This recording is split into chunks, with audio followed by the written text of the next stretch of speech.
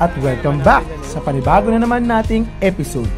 Ngayon, pupunta tayo sa Mauban, Quezon Province. At samot-sari nga na naman ang may experience natin sa lugar na ito. Mga bagong kaibigan, bagong spot, at higit sa lahat, bagong experience na pagkain na ngayon lang natin makakain. Kaya samahan nyo kami sa panibago na naman nating adventure.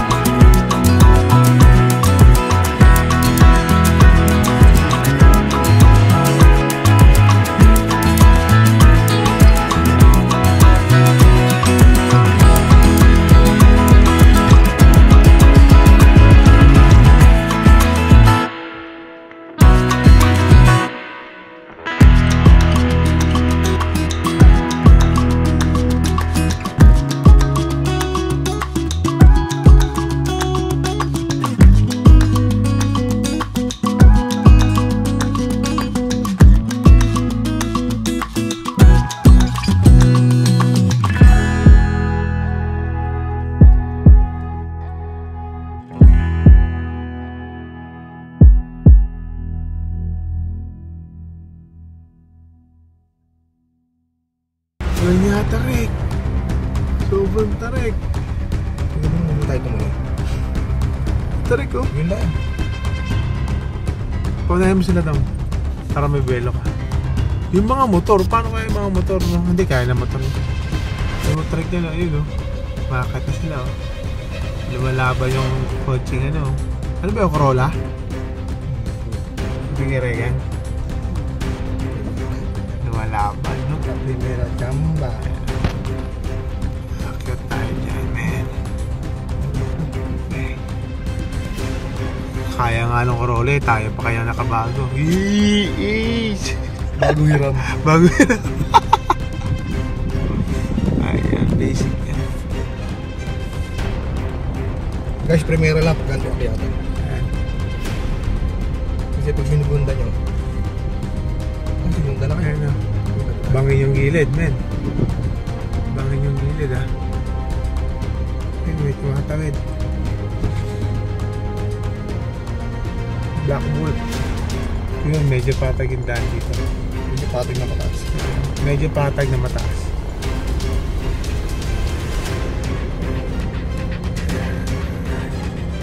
Matarik pala lang tignan, no? Pero kaya naman naman.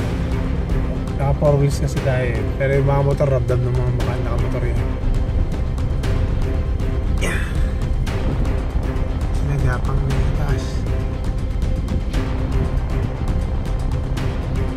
Top load lang pala. Pero mga praso lang. 500 liters. Nasa Google.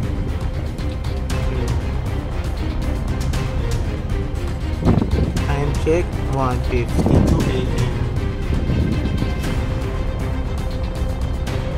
Ilaan namin yan. Sino ang sasalubong sa atin doon? Banda? Red carpet. Time check. Alas 2 na madaling araw. Dumating din tayo sa spot. Dito na tayo sa spot. Medyo may mga naiwan pa. Nauna yung mga sasakyan. Ay sila. Sisipatin namin ni Gerald yung spot. Kung anong status ng pagtatayuan nating tent. Yakam. Ito yung kubo. Dito yung mga bata, ganon. Dagat na yun. Dagat na yun nasa dulo. Ito yung kubo. Ano ba status ng sahig? Ano naman? Putik. Bukas makikita nyo ano yung tsura ng dagat. Nung pwesto namin. Yung mga nakamotor, wala pa yung mga nakamotor eh. Kami mga nauna yung mga naka 4 wheels. Nakapagtayo na nga kami dito ng aming mga gagamiting tent. Medyo maambon pala dito kaya mabilisan lang ang pagtatayo namin.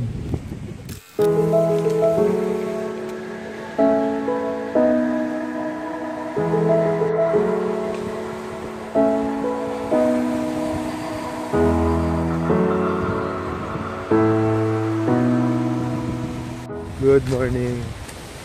Day 2 natin dito sa campsite nila. Ayan na. Kasama namin lahat yan. Medyo marami kami pero kami lang yan. Gising na natin mag alas 7 pa lang. 3 hours pa lang yata tulog namin. Kung di ako nagkakamali. Noong oras rin kami dumating. Kapagluto na sila. Ang dami nagluto eh. Si Kuya Mike, si Garegan. Kaya siyang kasama nila. Sila yung mga punong abala sa pagluluto. Ayun o. Ito pala yung spot namin o. Ito yung kagabi. Yung ubo. Tapos yung mga sakyan tsaka yung mga motor. Ayun. Ito yung kubo nila Kuya Mike. Ayun yung spot namin, dagat. Ito yung masukal kagabi. Gusto kami nakakamp sa likod nun. Kuha muna tayong pagkain. Maluto na siya. Go. Kain na, Papa Ray. Let's go. Napakasarap na mag-almusal sa mga ganitong lugar. Ito pala yung mga motor na kasama natin. Sa mga sasakyan. Yung kagabi na itsura namin, ito. Ayan. Tsaka ito pa. Ayan. Yung mga yun ang lumakad kagabi. Ito yung spot namin ngayon. Sandun yung dagat sa baba. Kunin muna natin yung mga upuan tsaka mga lamesa. Patambay na daw sila. Ito pala yung mga upuan nila. Dinamay na natin. Baba na rin natin doon.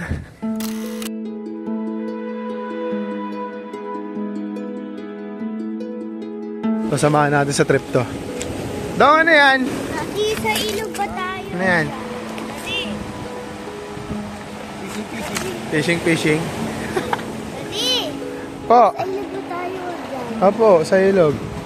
Silip daw tayo sa Mauban Falls. Kasama natin sila. Tayo mga nandun. Dahil natin kasama yun pa. Lalakad daw sila doon. Mataas na yung pwesto natin dito. Sa nilalakaran natin. Papunta sa Mauban Falls. Ayan o. Kita mo na yung seashore. Ang taas o. Taas siya.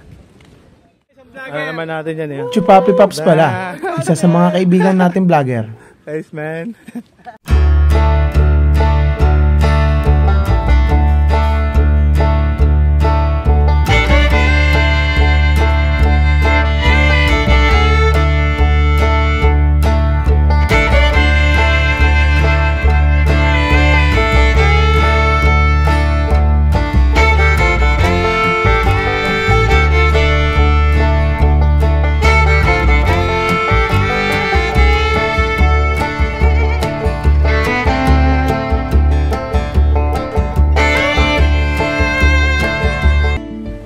At bumalik na nga kami sa aming base camp. At dito, kanya-kanya muna kaming muni-muni habang naghihintay doon sa ibang nagbabanlaw at para makakain na rin kami.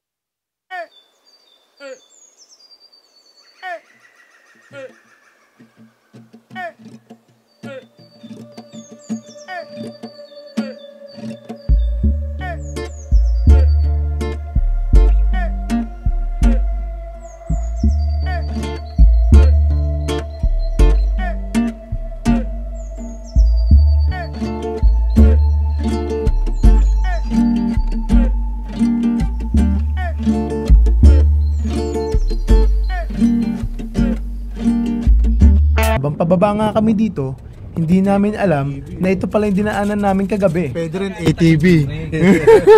Mamera ka lang. Ngayon maliwanag na, ngayon mo lang makikita. Sobrang tarik pala ng dinaanan namin kagabi.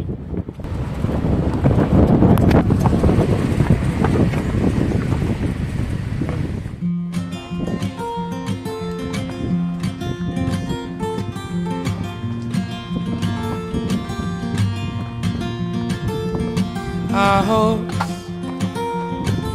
my eyes are always miles down the road.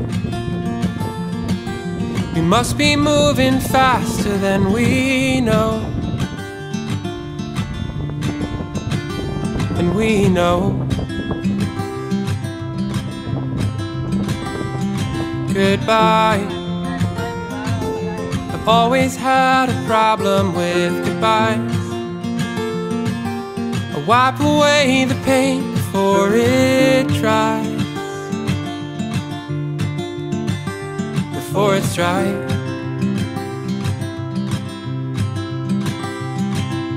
Been down every beaten path, just trying to find what's built to last. But everything's changing, the faces and the scenes around me. I'm holding a moment, but the castles in the sand, yeah, they gonna fall down. Bago na yan! Ayaw mo kaya papa niya kasi ano eh.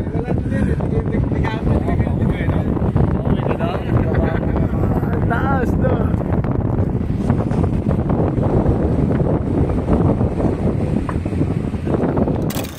Sa sarap nga ng kwentuhan namin, hindi namin namalayan na malayo na pala ang aming narating. Bibili lang ng cake, napunta pa na yung Panta. Ang layo. Isang oras yata yung binayahin namin pang gawin doon sa campsite. Nagpaso natin ah. O, yan o. 360? Oh. Birthday kasi nung isang kasama namin si Master.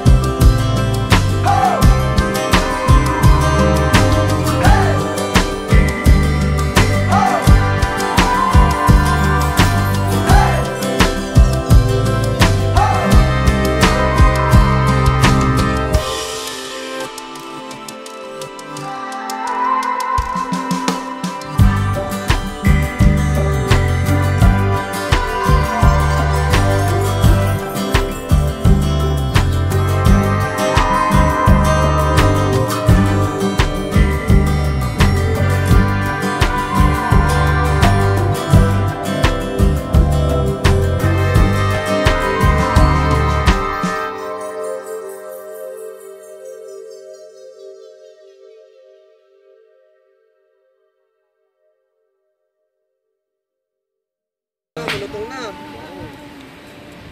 Tigas yan.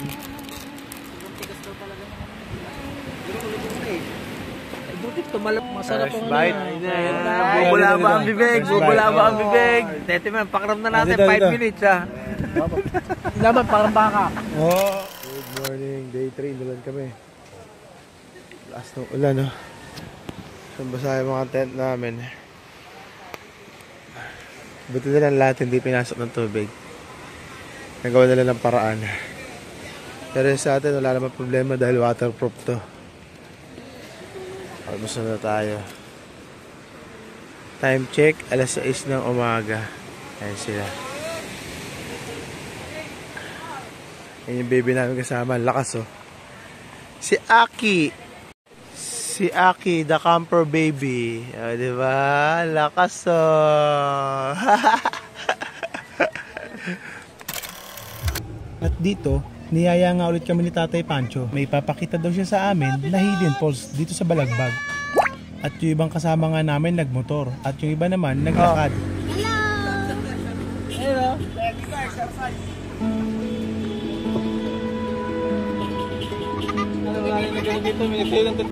Chichay! Chichay nagkagago. At inaayos na nga namin kung kani-kanino kami aangkas. At hindi pa nga kami nakakalayo, sa unang gate pa lang hinanapan na kami ng permit. Ito pala sa lugar na pupuntahan namin, bago ka makapasok, ay kailangan mo muna humingi ng gate pass. At tunay nga napakaganda nitong lugar na to. Hindi ka pa nakakapasok sa bungad, kaliwat kanan na ang mga falls. Halos 30 minutes na pala kami naghihintay dito kasi pinapa-verify pa yung hawak namin letter dun sa taas.